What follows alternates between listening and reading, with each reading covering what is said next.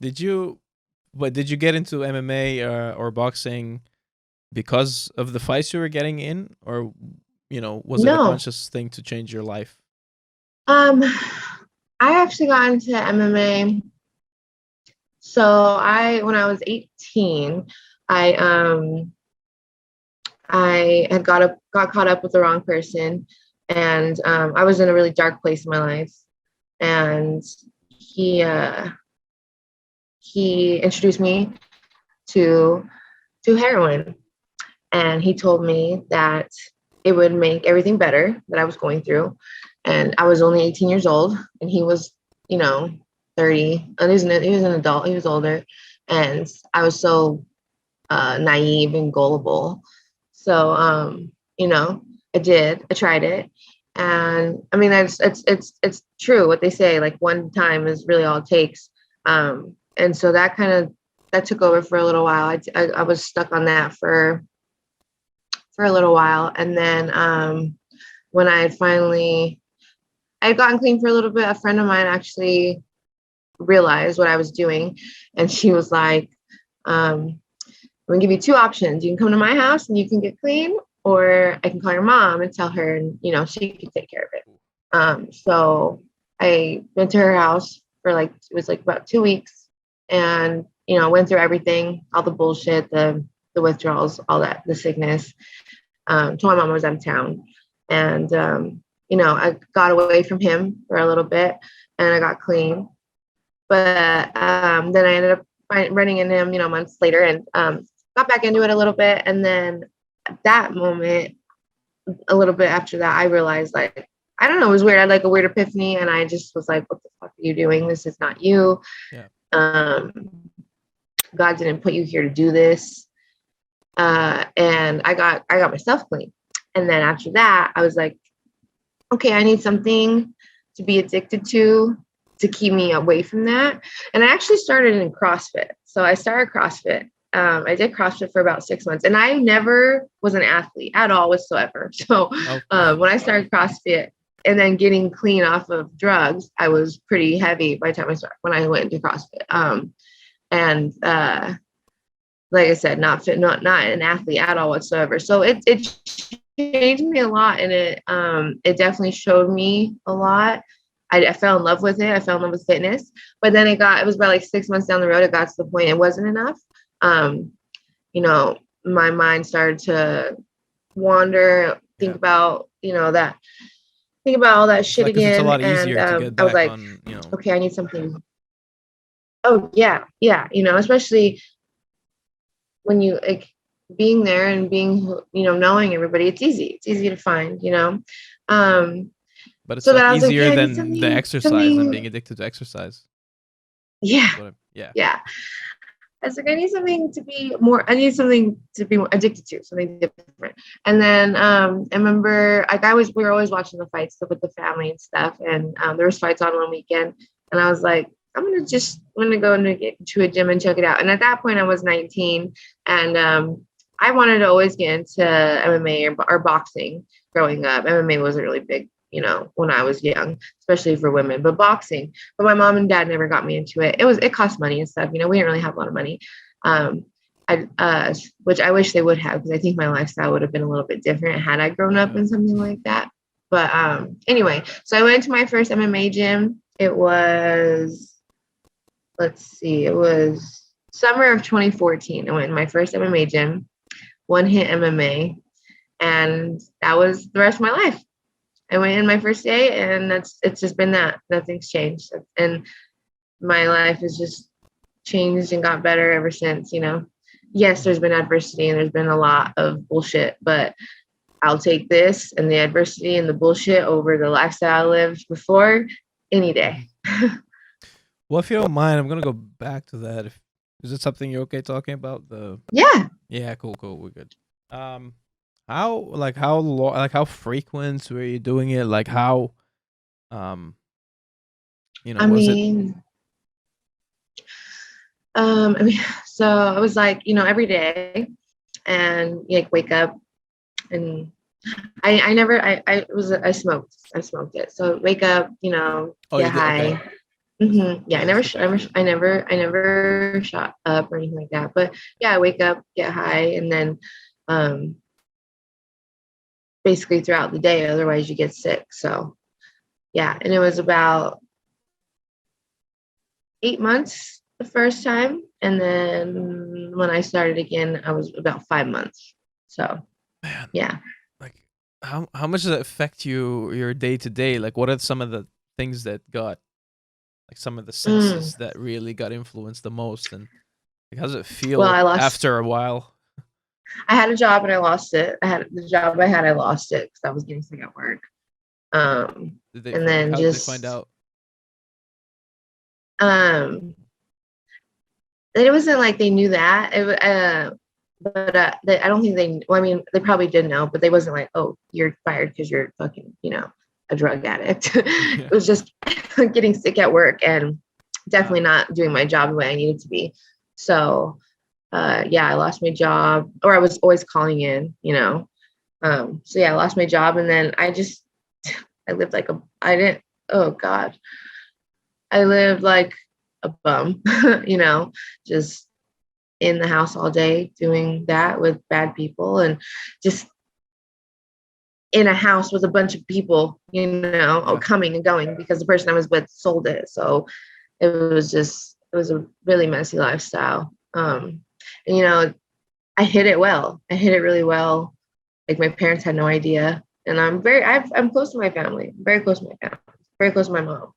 My mom, I told my mom on the way down here, when I moved down here, on the drive down here, I said, Mom, I'm going to tell you something because I think I'm, I'm going down here to chase this dream. And one day I'm going to have to talk about my story, and Here I we don't are. want you to hear about it. And here we are 5 years later Yeah. talking about it. I'm happy she knows though that she's not gonna Yeah. find out My here, dad does not. So sorry, Whoa. Dad. Oh yeah. Yeah. um, Uh, Nobody else does. So sorry, guys. But yeah, I told my mom, I said, Mom, I gotta tell you something. And I told her, and yeah, she cried. I cried, but I just wanted her to know because I didn't want her to find out like this, you yeah. know. That's so right. That's admirable though. I don't know, like, you know, 'cause I've used eh, like going through. I've never talked about this publicly either. Like some people know that, moving to Amsterdam around you said 2014 as well, right? Was it 24? No, you Yes. 2014 is when I moved to Amsterdam. It was in the winter of 2014 was a very rough patch for me. Um, I just left like all the because basically like I grew up in Jordan, came to the Netherlands, made a lot of friends in college. Those were like my my ride or dies. Started to be a little bit of drama in that friend group as soon as I moved, and I thought like, oh shit, now I have to meet new people here as well. And I feel like my other circle is sort of like breaking down. Um, and on top of that, like I think there was a phase my grandma was doing really bad. A friend of mine died in a car crash, and I lived on the same floor where I moved. I lived on the floor with like a major junkie that ended up just I'm not in touch with him anymore. Last I heard of him, he went to this one of the best rehab sort of villages in Thailand to like because he's been in and out of addiction for a very long time. So of course, I was dating someone, and as soon as everything broke down, the one person I had felt like I had left was that person, and we broke up.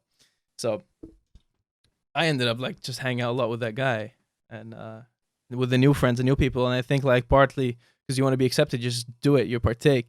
Sort of for me, it was like, uh, tried some cocaine, speed, ketamine, you know, and it's yeah, you Yeah. just get you don't think it's gonna happen to you, right? And I'm lucky because I can say I was never really I wasn't addicted. Like I just like right before I think I the right people stepped in, like the people that I thought I lost stepped in and like the hell are you doing? Like come on. And there were people that weren't doing it, and I think that's where I was like, this is you're a product of your environment. So because all those people that I was close with that I thought I lost, who started coming back into my life, weren't doing it, it was easy for me to be like, okay, what am I doing? Like I gotta stop moping. I gotta stop doing this. Like just and it was Yeah. like cold turkey and it worked out. But there was like a phase. for like a month where it started increasing and increasing and increasing. Oh yeah, yeah. Oh man. I look back and I'm just like, oh. And I even think of the motherfucker that, I'm like, just like when I think about, I'm like, how dare you? How dare you? Ugh, yeah, gosh. your situation So is that's, worse. Because it's such a young kid, and yeah, like I'm approaching 30. Yeah. So I can't. He's see in myself. prison now, I'm pretty sure, though. So you'd hope. I mean, it's hard to imagine doing it to like like a teenager. You're 18. You're a teenager. Yeah. Yeah. A kid. Yeah. Child. Would you have chased this dream, you think, if it wasn't for that, though? Feel like you had to like hit rock bottom a little bit? You said you had to get addicted to something else? I don't know. I don't think so. I can't think of another way it would have came into my life. Mm-hmm. See, but like what I've just the silver lining. If I just lived a normal life, what I have, I don't know. Because a normal life in Utah is, you get married, have kids, and work your 9 to 5. So if I lived a normal life, like, is that what I would have done if I didn't wasn't forced to, forced to get out, forced to have reasons to get out? I don't know. Yeah, but it's crazy how it's just if you have an addictive personality, there's always a way to like channel that into something positive, And some might say like, maybe it's not the most healthy thing to be addicted to fighting, but I mean, you do get fit, like, I mean, I wouldn't say it's not, because fighting, the lifestyle of a fighter or a martial artist, I think is I think they're the best people. I mean, yeah, I think every fighter has a couple screws loose, but I don't know. It's just like I said, if I would have gotten into it as a kid, I feel like now being in the sport, I feel like everybody, should at least get their kid in it, even if they don't want them to fight, have them in the sport, because it really molds you into such a good person, hard worker, gritty, builds so much character and shows you so much of yourself. So yeah, I think yeah. But of course it obviously takes so much work, like so much effort to change your whole lifestyle. But how do you do it going from basically being addicted to heroin? And first of all, like what are like the withdrawal symptoms that you were feeling? And like how would you battle that? Like what would you go through mentally to sort of like battle those? Oh, I mean, even after like the actual deep, years, so like during the process, it was, just I was sick as shit, chills, pain, and a lot of pain. But really it was the sickness. I threw up so much. I just couldn't hold anything down. It was awful. But like, even like years down the road, it's the craziest thing. It's the devil's drug, straight up the devil's drug. I would be, even when I moved to Vegas, I remember being in my, for years, I would smell it in places it wasn't. And I always think like that's the devil around, trying to get me to, because I would even move into Vegas. I remember, what was that? A placebo sort of, you were craving it, so you'd smell it. Like, yeah. It's like, yeah. Like I would smell it in my kitchen in Vegas. Like when I moved, I remember being in Vegas and like smelling it in my kitchen, and I'm like, what the fuck, or I'll smell it in freaking Walmart. Like just smelling it in places. Well, in Walmart, I believe it. Like it could be there. No problem. But, yeah. I mean, and it's like when I smell it, it makes, I could throw up. Like I just want to throw up. Yeah. I dealt with that for like a really when long you're over time. it then. Because That's It's like me with tequila sometimes. Like it's it's like if you had a bad experience with it, it's like yeah, at least you won't touch it as frequently as you should, or as it's presented to you. But that's crazy. Yeah. I mean, Oh man. that's still in Yeah. Vegas. It was still there, sort of.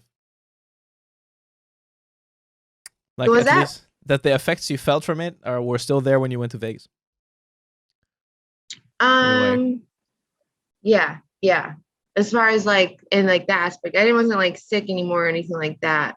But for a long time I would like uh wake up like I would dream about it. And when I would dream about it, I would wake up drenched in sweat. I dealt with that for a long time too, for years. Yeah. So, but then, yeah, if you are going through that alone, because you basically did, well, you had help from your friend, but you sort of mostly did it alone, right? Mm-hmm. What even possesses you to sort of even get up and do CrossFit, or you know? When I tell you I had that epiphany, it was a legit epiphany. Okay, it was like God came to me. It was like Talk about God. that. I did. That's I crazy. wasn't. God didn't put me here to be like this, you know. So that was kind of my motivation. I meant to be better. Like it was just so strange. One day I just woke up and was like, I'm definitely meant to be better than this. You know, Yeah. this is not. This ain't it. This ain't it. Yeah, and the thought I So had is like, where is this gonna go? Like for myself, like it was like, it was just a short period of time, but I'm like, I was doing my masters. I was like, uh, what the hell are you doing? Like this has never been me, you know. And I, overdid it with alcohol in college, but like that's all like mostly and like weed, marijuana, that's fine. And even that, I was like, the last year was like, stop doing it, or like like at least decreased it to a certain extent. And then suddenly you're like, well, how are you making this jump from that to like this? right. And it's And I that just look. realization that there's like that like you probably know where you're good, like in life, where your skills are and everything, and you're like, this isn't me. Like I'm wasting Yeah. myself. And it's so selfish. You know, I look back and I'm like, God, how selfish. Like I was young. I'm like, how selfish. Like my family loves me so much. Like if I was to not wake up one day because of that shit, like, oh my God, I couldn't do that to my mom, my grandparents, my dad. Like I Yeah. like still feel so sorry that I even made that a possibility, you know? Mm-hmm. Yeah. To shame them, like in a way, or you feel like they would be ashamed of you, and where they're always like supposed to be proud of you. Where now they'd be proud of you, you know. Yeah. Yeah. And because let's say someone who's listening to this, someone who's going through it, because I know people now still who I see slipping into addiction. Like I see where it started, especially with the pandemic, and these are like very close friends of mine, and still meeting up with people. They used to like do drugs like every once in a while when they're out clubbing, but when clubbing was taken away, they were like meeting up in the house. And they're like, yeah, let's just do it here this one time. And then it's like, let's do it here during the game, or let's do it. And now it's becoming like a weekly thing. And you like see, I think in their head it's like, we've always managed to control it. So I think we're still in control. But you just see the pattern, going into disaster. Right. When, like, You think what? you got it under control, and then all of a sudden you Yeah, don't. You do it so you absolutely. don't. Exactly. Yeah. I think that's So what it that's was for how it me too. It was was for like, me hey, too. yeah. It was like, oh, cool. Hmm. Doing it like, oh yeah, this is fucking wild. This is nice. This feels good, but just for fun. And before you know Yeah. it, you're doing it when you wake up in the morning. Yeah. And I don't know how to snap them out of it, or like it's not like I can do it. I feel like it's ineffective for someone to do it unless someone keeps like bringing it up, like, hey, or maybe you should shame them, like like maybe that works. Like what would work? What would be your strategy, like if your friend was like stuck in that? Man, well, I'm a little aggressive. If one of my best friends was doing drugs, like, oh, yeah, Yeah. yeah. Yeah. Honestly, like, I'm gonna have a talk with you, and like my friend, she was aggressive. Look, I'm gonna give you two options. You can come and you can get clean, or I can tell your mom and you can get clean. But either way, you're getting fucking clean. There was no choice to not. Yeah. So that's kind of how I feel about it. Like, you can get clean, or I'm gonna beat your ass, and you're gonna get clean. Yes. You're Like, gonna get clean. The only option, you are gonna get clean. Like that's that's yeah. it. Mhm. It ends today. Yeah. I find it like, but then you have to like sort of individually counsel these people. I feel because what it is for me, like I think, and I don't know how to. Well, for you, it's like also getting addicted to martial arts. I guess so, like exercise. Real quick though. At the same time, I do understand. I say this, but at the same time, like I've had somebody very close to me that got hooked on some drugs, a cousin of mine, and she knew that's how I was gonna be. So she, like, I haven't seen her in years. She just like all of a sudden just quit. Oh no yeah, contact with me. cut herself off I from still you. haven't seen her in years, and I always said when I see her, I'm gonna beat her ass till she gets clean. But yeah, I haven't seen her, so it's like, And then she saw your you fights. say these like, things, God but damn it. I feel like I could have. I feel like I could have done more to see her and to get her out of that. But I feel like also kind of, I don't know. It's hard. You say these things, but then, like, yeah, no. So I think it's say at more the end like, of the day, people are their own person, and they're gonna do what they want to do, and that fucking sucks. Yeah, especially but when these drugs get a hold on people. But if you sort of like found the way for yourself, it could be something else for them. If it's for you, it's fighting. It's for them. It can be some other passion. Like for me, I think it's very much I got indulged in my own business. Yeah. Yeah, and I think that's also why I have such a hard time when people are just like, I can't stop, and I'm like, yes, you can. You can. I did it. You can do it. You can do it. Yeah, but that's a cliche, and everyone's like, everyone says that, but you truly have to understand the true meaning of that. Like, what does that mean? Like, you can because I could. Well, it's because I found the thing that I'm passionate about that, and I want to chase this. Like, maybe you have to find some ridiculous dream to sort of chase, and because that'll keep you occupied for such a long amount of time to the point that you forget about it. I always say this: you got to find something worth living for. Honestly, That's exactly that. Yeah. It's because it's I think like we had a little like chat about what was a little joke we made, but we mentioned manifestation, and I think manifestation works like that. Like it's the fact that if you want to chase something so much, it's so imprinted in the back of your mind at all times. Like you've convinced yourself that this is it, like this is what I'm chasing, that you're just gonna unconsciously start doing every little thing to get there. Yeah. So where people are like, because you can say there's a spiritual aspect to it as well, and of course there is. But to people who don't have any faith or belief or anything, it works in that way as well. It's not some crazy thing of like, when people say like the conceive, believe, achieve, rock hold, like you have to speak it into existence and everything. It's not like some voodoo thing. Like it's a mindset thing. I think it just shifts your energy. Yes. Yeah. Very much.